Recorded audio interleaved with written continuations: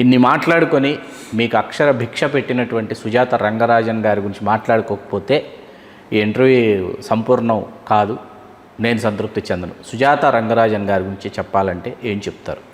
With Sujatha Rangarajan Mani Ratnam గారు, శంకర్ గారు, without Sujatha Rangarajan గారు, మణిరత్నం గారు, శంకర్ గారు ఎలా విశ్లేషిస్తారు? అది నేనే ఒక స్టోరీ కూడా మాకు తెలిసినటువంటి ఒక యూట్యూబ్ ఛానల్స్ కొన్ని ఉంటాయి కదా, నన్ను ప్రేమించేవాళ్ళు, నన్ను ఇష్టపడేవాళ్ళు, నన్ను అడిగేవాళ్ళు, వాళ్ళకి నేను ఈ కంటెంట్ చెప్పాను. నేను సుజాత రంగరాజన్ గారు లేకుండా, అంటే ఒక రైటర్ లేకుండా, ఒక క్రియేటర్ లేకుండా, ఒక సైంటిస్ట్ లేకుండా, ఆయన స్క్రిప్ట్ సైంటిస్ట్ అంటాను నేను. స్క్రిప్ట్ సైంటిస్ట్, స్క్రిప్ట్లో సైంటిస్ట్, స్క్రిప్ట్లో వ్యవసాయం చేసేవాళ్ళు వేరు, స్క్రిప్ట్ సైంటిస్ట్ వేరు. సో స్క్రిప్ట్ సైంటిస్ట్ గారు అయినటువంటి సుజాత రంగరాజన్ గారు లేకుండా మణిరత్నం గారు, శంకర్ గారు ఇంత పాతాళ లోకానికి వాళ్ళ సినిమాలు రావడానికి కారణం ఆయనే. ఎందుకంటే ఒక మేధావి, ఒక సైంటిస్టు, ఒక కంటెంట్ మేకరు, ఒక తప్పొప్పులు చెప్పే ఒక గురువు లేకపోతే ఎలా ఉంటుందో ఇదే ఉదాహరణని చాలా నేనే కంటెంట్ నేనే ఇచ్చి నేనే యూట్యూబ్ ఛానల్స్లో కూడా చాలా సార్లు పెట్టించాను. తెలియాలి కదా, తెలియాలి కదా, రచయిత విలువ, కంటెంట్ విలువలు అందరికీ తెలియాలి కదా, నేనే పెట్టించాను. సో ఆయన లేకుండా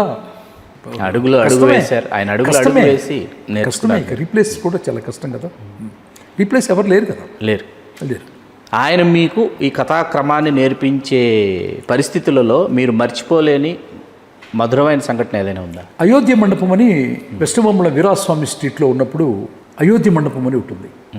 నేను అదే వీధిలో, దానికి ఎదురు వీధిలోనే ఉండేవాడిని, వీరాస్వామి స్ట్రీట్లో. నేను రోజు అయోధ్య మండపానికి వెళ్ళేది, ఆయన వచ్చేవాళ్ళు. సినిమా ఫీల్డ్లు, నవల రచయిత, ఆయన షార్ట్ స్టోరీ మేకరు. ఆయన పుస్తకం ఒకటి రిలీజ్ అయితే కుముదం అని, దాంట్లో ఒక ఆర్టికల్ వస్తుంది. కుముదం రాగానే 5 నిమిషాల్లో ప్రతి కిళ్ళీ షాపులో, ప్రతి బుక్ షాప్లో సేల్ అయిపోద్ది. కుముదం దొరకదు. ఎందుకంటే బికాజ్ ఆఫ్ ఆయన ఆర్టికల్ చదవాలి. అక్కడ ఉన్నటువంటి మేధావులు, అక్కడ ఉన్నటువంటి జర్నలిస్టులు ఏం చెప్తారు అంత పెద్ద గొప్ప మేధావు అనమాట ఆయన. ఆయన్ని అయోధ్య మండపమే మా పాఠశాల, అయోధ్య మండపంలోనే ఆయన నా గురువు, అయోధ్య మండపంలోనే నేను ఆయనకి శిష్యుణ్ణి. యాక్ట్ చేయరదయ్యా, అందంగా ఉన్నావు అనేవాడు ఆయన మిమ్మల్ని, నన్ను. సో అట్లా నేను భాగ్యరాజ గారి దగ్గర, ఆయన మంచి రైటరు, మంచి డైరెక్టరు అనేవాడు అనమాట. సో అట్లాగా సార్, మీరు సినిమాలన్నీ చూస్తుంటాను, మీ దగ్గర వర్క్ చేయాలి సార్, నువ్వు ఏదైనా ఒక కథ చెప్పు నాకు 5 నిమిషాల్లో, నేను చెప్తానంటే నేను తెలియక ఏదో చెప్పాను. అప్పుడు ఏదో ఒక అత్త అల్లుడి మీద ఏదో చెప్పాను అనమాట.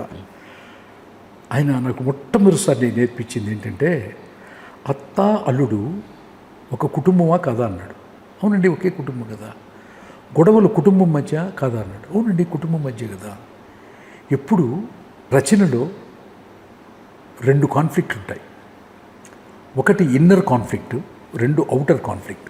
ఇన్నర్ కాన్ఫ్లిక్ట్లో నువ్వు ప్రయాణం చేస్తున్నావు ఏంటి, అవుటర్ కాన్ఫ్లిక్ట్కి వచ్చేసి. ఇన్నర్ కాన్ఫ్లిక్ట్లో ఈ భూమి పుట్టిన దగ్గర నుంచి ఎంతోమంది చెప్తున్నారు.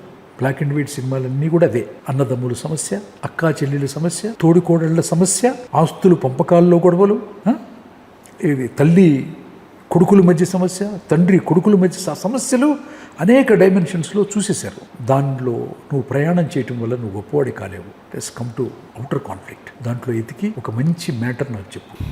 ఆ తర్వాత ఒక రోజున ఆయనకు ఒక కంటెంట్ చెప్పాను. ఆ కంటెంటే చిరంజీవి గారితో చేయబోయే నెక్స్ట్. అది ఇప్పుడు నేను చెప్పకూడదు, చెప్పను. అప్పుడు చెప్పిన కథావస్తువే చిరంజీవి గారితో 30 సంవత్సరాల క్రితం చెప్పిన కథావస్తువే తదుపరి చిరంజీవి గారితో భవిష్యత్తులో చేయబోయేటటువంటి కథావస్తువు అవుతుంది. అవుటర్ కాన్ఫ్లిక్ట్ చెప్పాను. సామాన్యుడు కాదు నువ్వు అన్నాడు. అంతే. కథ మొత్తం చెప్పాను ఆయనకి అవుటర్గా. చాలా బాగుందన్నాడు. 1-2 సార్లు కరెక్ట్ చేశారు. ఇంటికి వెళ్ళేవాడిని. అప్పుడప్పుడు ఇంకొక పాయింట్ చెప్పాను, ఇంకో పాయింట్ చెప్పాను. ఏది చెప్పినా కూడా ఆయనకి మొట్టమొదటి చాలా బాగా నచ్చింది. అది ఎందుకు ఆయన్ని, నాకు కూడా ఆ డైమెన్షన్లో ఎప్పుడు థింక్ చేయలేదు, నువ్వు థింక్ చేసావు అన్నాడు అన్నమాట.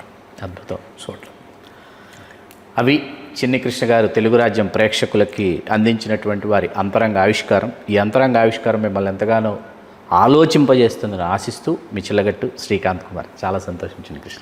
థ్యాంక్ యూ శ్రీకాంత్ గారు. మళ్ళీ అవకాశం ఇస్తూ తెలుగు రాజ్యం ప్రేక్షకులకి నన్ను ఎప్పుడు గుర్తుండేలాగా చేస్తూ, ఈ అజ్ఞాని చిన్ని కృష్ణ ద్వారా ఏదో జ్ఞానం ఉందనుకొని మీరేదో అడిగితే తెలిసి తెలియక అయ్యో చెప్పుండొచ్చు. తప్పులేమన్నా ఉంటే విన్న చూసిన వీక్షకులు కానీ పెద్దలు కానీ క్షమించమని వేడుకుంటూ తెలుగు రాజ్యం ఛానల్ దినదినాభివృద్ధి చెందాలని. చిల్లగట్టు శ్రీకాంత్ గారితో కూర్చోవాలంటేనే కొంచెం టెన్షన్గా ఉంటుంది, ఎందుకంటే ఆయనకి తెలిసినటువంటి సినీ రాజకీయ నాలెడ్జి అపారం, అమోహం. టు బీ ఫ్రాంక్గా చెప్తున్నాను, చాలామంది జర్నలిస్టులకి 10% తెలిస్తే 90% తెలిసిన వ్యక్తి చిల్లగట్టు శ్రీకాంత్ గారు. ఆయన్ని పూర్తిగా ఎవరు వాడట్లేదు, రాజకీయ నాయకులు కానీ చిత్ర పరిశ్రమ కానీ. ఆయనకున్నటువంటి అపారమైన జ్ఞానంలో నేను చాలా చిన్నవాడిని. తెలుగు రాజ్యం వీక్షకులందరికీ మళ్ళీ మళ్ళీ చెప్పేది ఏమంటే, తెలుసో తెలియకో ఆవేశంగానో నేను ఏదైనా తప్పు మాట్లాడుంటే క్షమించమని కోరుతూ సర్వేజన సుఖినో భవంతు. జై శ్రీకృష్ణ.